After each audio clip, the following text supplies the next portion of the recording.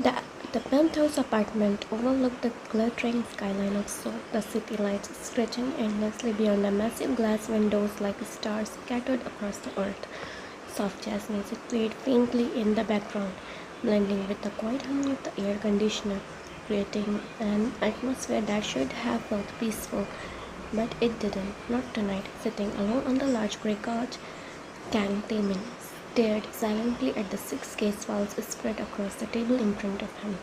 The coffee in his hand had already grown lukewarm, yet he continued holding it absent-mindedly while his eyes moved carefully from one photograph to another, one with them, then another.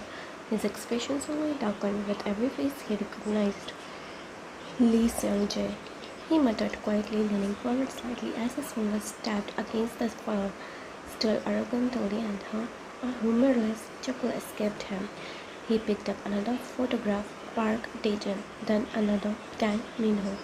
His jaw tightened, memories started resurfacing one after another: late nights, drunken laughter, smoke-filled room, cruel jokes, screams nobody acknowledged.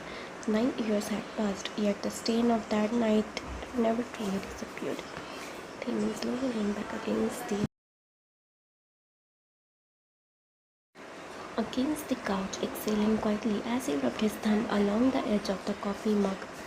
5 of them, he whispered under his breath. His gaze shifted towards the sixth file, Han Min-seok, the murdered retired police officer. Taemin frowned slightly. That one, he murmured, narrowing his eyes at the photograph. I don't remember him. He stayed quiet for a moment, staring at the picture as if forcing himself to remember something buried deep inside his memory. But nothing came. Slowly he lowered the file back onto the table, then a low chuckle escaped him. He shook his head slightly leaning deeper into the couch while looking out towards the Seoul skyline beyond the glass windows. So, he murmured softly, almost amused, you finally want revenge. The city lights reflected faintly in his eyes, and despite the calmness in his posture, he already knew exactly who was behind every single murder. There was only one person capable of carrying hatred of this long, only one person cold enough, patient enough, broken enough.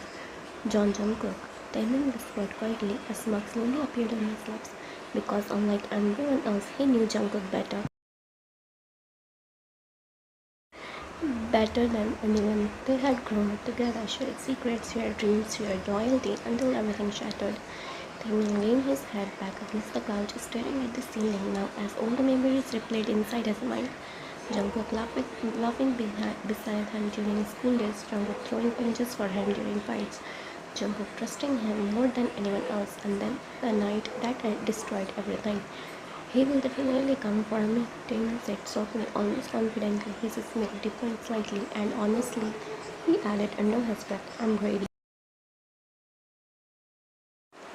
I'm ready to face him again. But even as he said it, something uneasy flickered beneath his confidence, because deep down he remembered Jungkook's eyes that night, and those eyes still haunted him. The sound of soft footsteps interrupted his thoughts. Timmy looked up as his girlfriend walked into the living room, holding 2 wine glasses casually in her hands. Her name was Ara. She looked relaxed, completely unaware of the darkness surrounding the files spread across the table. Wearing an oversized sweater, she walked towards him before sitting comfortably beside him on the couch. You are still awake, she asked softly, handing him one of the glasses before glancing at the file. Again with this murder cases. Taemin gave a faint hum, setting his coffee aside. Ara leaned slightly forward, studying the crime scene photos with visible discomfort. The news channels won't stop talking about this serial killer, she muttered, shaking her head slightly. The entire city feels terrified lately. Taemin stayed silent. Ara continued talking casually, unaware of the subtle tension building beside her. I heard some businessmen even hired extra bodyguards, she said with a small laugh. Apparently, everyone thinks rich people are being targeted now. Taemin forced a small smile. That's what fear does, he replied calmly. Ara chuckled softly before nudging his shoulder playfully. Then maybe you should protect yourself too, Mr. CEO. Taemin looked at her. She grinned teasingly. I mean, She continued jokingly. You literally fit the victim category perfectly. Rich, powerful, successful. She pointed dramatically towards the files. The killer might come after you next. For a second, Tammy's throat tightened. His fingers closed around the wine glass. A strange chill crawled slowly down his spine, but he laughed anyway, forced, controlled. You think I'm scared? Yeah, slightly, Arash shrugged playfully. You should be. Damon smiled faintly, though the confidence no longer reached his eyes. I can handle myself, he replied quietly.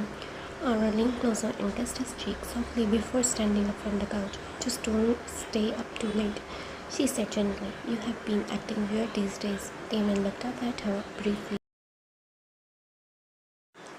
Weird, he repeated. Ara nodded slowly, like you're expecting something bad to happen. For the first time that night, Damon didn't know how to respond immediately. Ara simply smiled softly, unaware of the storm inside his mind, before walking towards the bedroom. Good night, she said quietly before disappearing down the hallway. The moment she left, the silence returned, heavy, oppressive. Damon slowly lowered the wine glass onto the table. The smile disappeared from his face completely. A few minutes ago, he had spoken bravely, confidently, fearlessly. Now his breathing felt uneven because, unlike the others, he knew exactly what Jungkook was capable of when pushed beyond his limits, and that terrified him more than death itself. Damien slowly leaned forward again, staring at the six files spread across the table. Then quietly, almost like speaking to a ghost, he whispered, How much do you remember, Jungkook?